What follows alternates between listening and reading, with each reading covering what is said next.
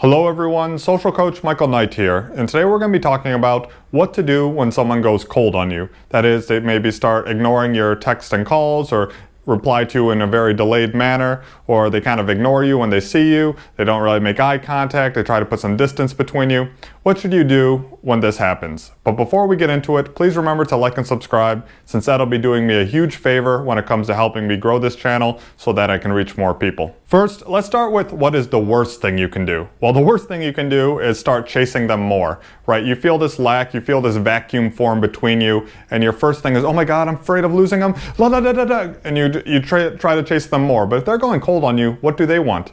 They want some space. That's why they're going cold, right? You need to respect their decision. Now, there can be many reasons why they're acting like this, which we'll get into later, but regardless of them, what you can do is not become even more clingy. Don't do the thing that pushed them away. If you continue to do it, it's only going to get worse. Even worse than just getting more clingy and chasing them more is if you get like butthurt or angry about it. Like they're not replying to your text, you send another text, and they're like, what are you doing? You're wasting my time. I thought you liked me. Da da da da da. You know, that'll probably for sure end the relationship or any potential at a future relationship. Now, you got to remember, you made the choice to be the texting buddy, right? They're not wasting your time. Really, you're wasting your own time. You're the person who decided to put up with this type of communication. You're the one who chose it. You're the one who's always replying to them. There's no covert contract. There's no secret contract between you that says if you put in so much time being their texting buddy and entertaining them all the time that you deserve anything out of it. First, take some responsibility and realize this. Now, if it was a case where you actually made a concrete plan and they really did flake on you and didn't show up, this is a little bit different. But if this is, again, a repeated event, again, take some responsibility, have some boundaries, be a person who doesn't want to be friends with or put up with this type of behavior from other people. You attract into your life what you are, so be a person with standards. Be a person who only puts up with and brings into your life people who don't treat you that way. So what are some of the reasons that a person might go cold on you? Well, there's a humongous list of reasons why potentially they went cold on you, and you might not even be able to be sure the exact reason why, or it can be a combination of different factors. One thing, maybe they kind of liked you, but not really that much, but they like the validation from you, they like the attention from you, but as soon as you pushed it a little too far, they're like, whoa, whoa, whoa, not interested, better, it's just simpler and easier just to cut the person off. Maybe they thought they were even doing you a favor, like trying to spare your feelings, thinking, oh, I know that guy's really into me, but so I better just put some distance between us because I don't want him to get even more into me and then be hurt even worse. So maybe they're trying to do it out of, like, prevent some awkward situation, or just actually trying to be nice and to preserve your feelings. Maybe they're just not into you yet. Maybe you move too fast and they haven't really grown that much attraction to you. Or maybe these things are going on in their life. They're busy. Something happened in their personal life and they feel stress, and that is mixed with their emotions, and they're not really looking for something more at that moment. If this is a repetitive problem in your life, realize not all people are actually flaky, but it's probably you not creating enough attraction, or you investing too much in people who have too little investment in you.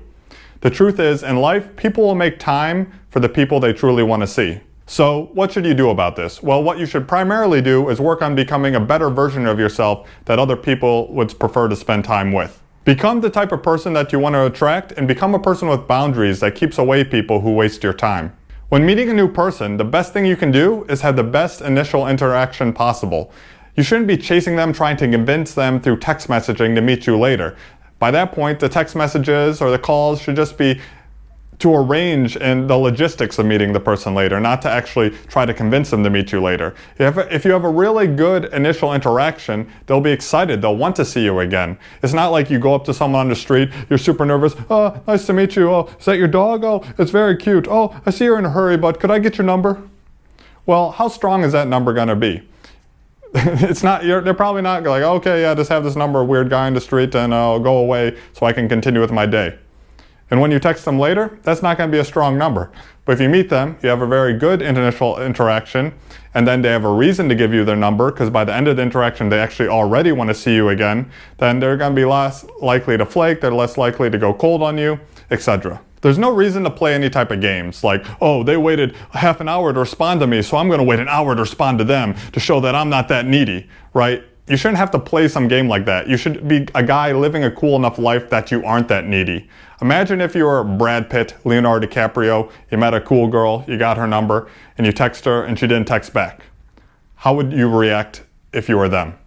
Would you like be following up and following up and following up and so desperate to get them out? No, because you're a cool guy, you have enough abundance into your life, you have enough other things going on, you're dating enough or you have the options to date enough other good people, you're not that invested in it.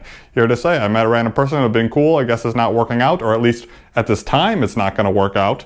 Maybe the opportunity will be open in the future. I'm not going to get too needy and chase the person. I'll give them space and I'll be like, oh, cool. Maybe I'll follow up once a little bit later. And if nothing, that's it. Ironically, by just being chill and doing a lot less, you're actually opening up the options for a lot more in the future. Also, by keeping everything low pressure, you make the event of meeting you also a low pressure experience. And the person's going to be much more likely to agree to that. They feel like, yeah, if I go meet the guy, he's chill, he's not a lot of pressure, he's not like super invested in me and super into me after just knowing me a short amount of time. You know, it's chill, I feel comfortable going and just seeing how it goes.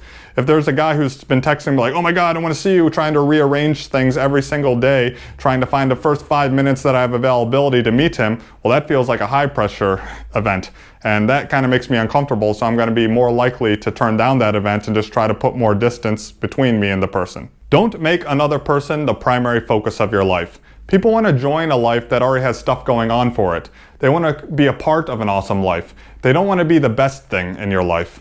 So, to reiterate, when someone wants a little space from you, respect their decision and give them that space. That's the best thing you can do to actually bring them back. Don't become super needy. Don't start chasing them more. Don't keep doing the same things that drove them away. Feel free to give them the space that they want. What else you can do is be the person to leave the ball in their court, as I say. So if, let's say you organized an event. Let's meet this weekend. They said, yeah, sure. And then later they go, oh, no, I can't make it. Sorry. You don't know the reason why. It could be many of the reasons why, like I went over before. The best thing you can do is then just leave the ball in their court. Go, that's cool. I'd still like to meet sometime. As soon as you know when you're free, let me know and we can meet up. This way you leave the option open to meet again without seeming too needy. You leave the ball in their court. You're not like, oh, well, I can make it now, or actually like, how about next weekend, or this. It doesn't seem like you have nothing else going on and you're making them the focus of your life. That's only going to drive them away. So that's all for today. If you want to learn more about the fundamentals behind attraction, I wrote a whole book on this subject, which you can find linked to in the description below. For those of you who are super serious about this area of your life and want to get it handled, I do one-on-one coaching. An application to that can also be found linked to below. And a big shout out and thanks to all my Patreon subscribers. Please consider becoming one if you haven't already, and you'll get access to an online course I created. And as always, please remember to like and subscribe, and I'll see you in the next video. Until next time, ciao.